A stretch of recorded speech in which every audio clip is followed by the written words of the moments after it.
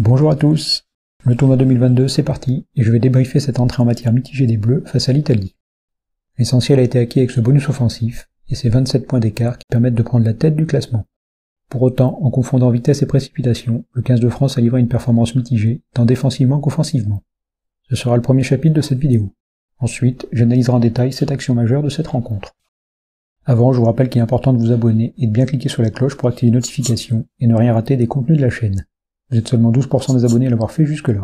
Pour les passionnés de rugby, ne ratez pas non plus les nombreux stats disponibles sur Tipeee. Vous trouverez le lien en description de cette vidéo et vous soutiendrez la chaîne au passage.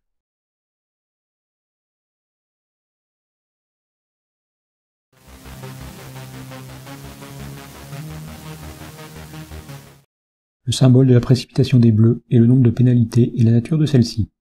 Les Français ont réussi à faire plus de fautes que les Italiens, alors que les tricolores ont nettement maîtrisé la possession et encore plus largement dominé l'occupation, mettant sans cesse les transalpins sous pression. Sur 14 pénalités concédées, outre les deux en mêlée, avec les deux piliers droits Tonio et Bamba qui sont chacun allés de leur faute, 8 ont été sifflés sur des offensives françaises et étaient à peu près toutes évitables. Les charges trop rapides et le soutien, ici à Tonio et Marchand, est en retard. Excès d'envie également chez Villiers, qui pousse inutilement son vis-à-vis italien sans ballon. Précipitation encore, quand Bamba charge sans ballon devant son coéquipier Movaca. Concernant les 4 pénalités restantes, elles sont toutes sur des situations défensives, et plus spécifiquement des hors-jeux de ligne, dû à une certaine forme d'impatience bien inutile. Comme ici avec Jolon face à de faibles Italiens, qui n'ont proposé qu'une rare séquence d'envergure dans ce match. C'était à la 44e, 1 minute et 4 secondes de jeu, le record dans cette partie. Et s'il y a eu de l'avancée et de la vitesse, on a vite vu les limites italiennes quand en 10 secondes, ils ont su bien arrêt-buffet d'Antonio, une montée agressive de Dupont sur Garbisi, puis le grattage final de Woki. Cette fin d'action illustre la domination physique des Bleus, qui ont bien tamponné les Italiens en bord de ruck, comme ici avec Villemc. Autre point fort du 15 de France, qui fait regretter tous ces hors-jeux de ligne, les contre-ruck. Les Français ont de nombreuses fois ralenti les possessions italiennes, à l'image de ce contre-ruck presque gagnant de Baye. Mieux encore, dès l'entame, Jolon contre-ruck et récupère le ballon. Idem à la 55e, avec le trio Villiers-Aldrit-Bamba, qui permet un nouveau turnover précieux. Pour finir sur l'aspect défensif, les Français voulaient tellement agresser ces Italiens qu'ils ont été pris dans leur élan sur les montées défensives. À la première minute, Ficou et Penaud coupent les extérieurs, et Danty se fixe sur le même attaquant que Ficou, ouvrant ainsi un petit espace autour de Tamac, qui heureusement plaque bien. Offensivement, compte tenu de la pluie abondante à Saint-Denis, aucune surprise d'avoir les Bleus utiliser la puissance au pied de Jaminet pour sortir de leur camp proprement et efficacement. Pareil quand Dupont monte une chandelle depuis ses 60 mètres, sur laquelle Penaud peut mettre la pression à son adversaire. En revanche, dommageable que les tricolores aient voulu conclure trop vite leurs actions, à 6 reprises par un jeu au pied malvenu. À la 37e, après un bon ballon porté, Dupont tape au pied dans une zone pleine d'Italiens. À la 6e, Penaud percute en sortie de mêlée et le déblayage de Danty est solide. Par la suite, Ficou utilise le pied alors que le 3 contre 2 était jouable à la main. À la 8e, on a bien usé les Italiens grâce à Aldrit, Cretin et Danty. Tamac gâche l'action par ce coup de pied dans les 22 Italiens et un marque aisé pour son adversaire. À la 19e, alors que Marchand casse des plaquages et avance, Dupont se sépare encore étrangement du ballon au pied, au lieu d'enchaîner avec les gros. À la 56e, un 6 contre 4 est bon à jouer à la main pour les Français, mais Tamac le fait inefficacement au pied. Enfin, à la 30e, suite à un ballon porté fixant l'adversaire, Danty tape trop vite au pied pour Ficou, alors que l'espace dans le dos de la défense italienne est inexistant. Cette action contraste avec la suivante 1 minute plus tard. Lorsque Danty file en percussion au lieu de jouer au pied, 3 défenseurs sont fixés et ça fonctionne mieux. Dans la foulée, Villemc fait aussi parler sa puissance, face à des Italiens subissant presque tous les impacts. Les tricolores ont attendu d'avoir encaissé un essai pour vraiment resserrer leur jeu sur le défi d'avant et exploiter le potentiel du dévastateur Aldrit, ou bien la forme du duo toulousain Marchand-Baye, omniprésent eux aussi, et gagnant beaucoup de mètres. Dans la continuité de cette puissance dans les duels, les Bleus ont dominé la zone de ruck, avec des déblayages très costauds. Ici c'est Danty et Villemc qui déménagent tout et ouvrent un bel espace pour Baye. Les bords de ruck étaient la zone clé du match, et Marchand l'a bien compris à la 56e.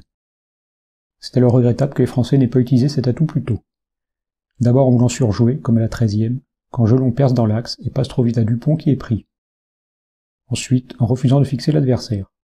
Sur cette touche à la 5e, la combinaison Aldrit sur la ligne des 5 mètres qui donne à Dupont qui écarte sur Danty ne fixe absolument personne. On va aller trop vite sur l'extérieur. À la 13e, le porté n'avance pas mais fixe un peu la défense adverse. Hélas, la précipitation de Danty fait qu'il est trop avancé sur la passe de Dupont et que son élan s'en retrouve coupé.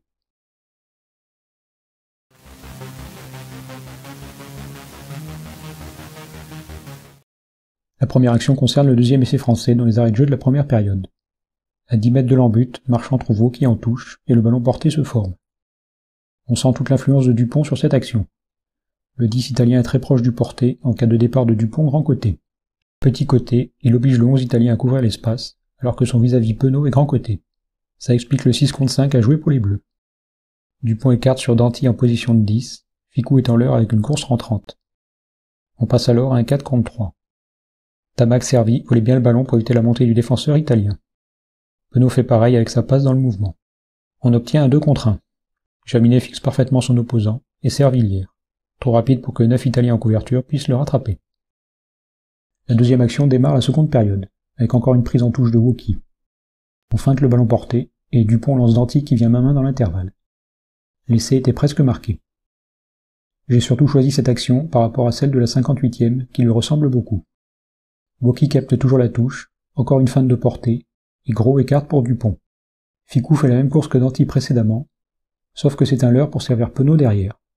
Si l'action finira sur un en avant de Villiers, il est intéressant de voir les Bleus apporter des variantes dans leur combinaison, pour mettre de l'incertitude chez l'adversaire. La quatrième action est celle du troisième essai. Suite à un bon plaquage de Woki, on a un très bon contre-rock de Tamac, Villiers et Jolot. Le ballon est récupéré et Eldrit sert Dupont. Ce dernier mobilise 2 défenseurs. Comme souvent dans ce match, les Italiens subissent le ruck et peinent à se replacer. Ici, c'est le 3 qui se replace en marchant, insuffisant pour empêcher Eldrit d'enchaîner au bord du ruck et de servir Villiers. L'ailier enrhume son vis-à-vis facilement. La 5e action témoigne de l'adaptabilité des Bleus.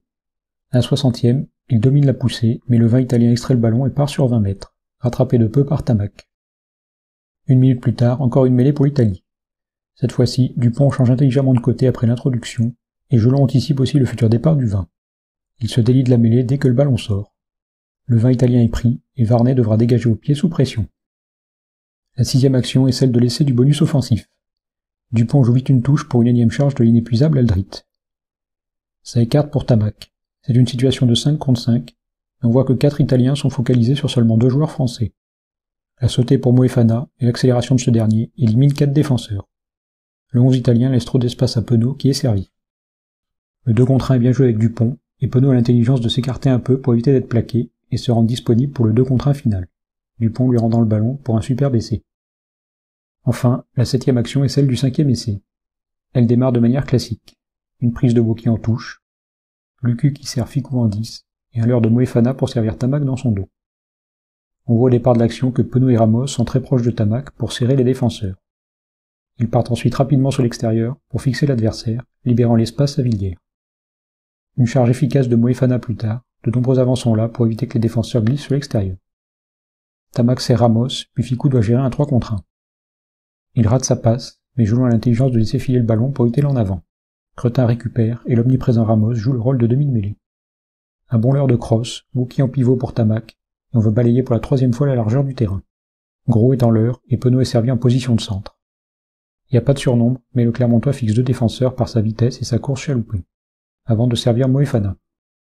C'est un 2 contre 1 d'école, fixation et passe de Moefana pour Villiers, imbattable à la course. Merci à tous d'avoir regardé cette vidéo, j'espère qu'elle vous a plu.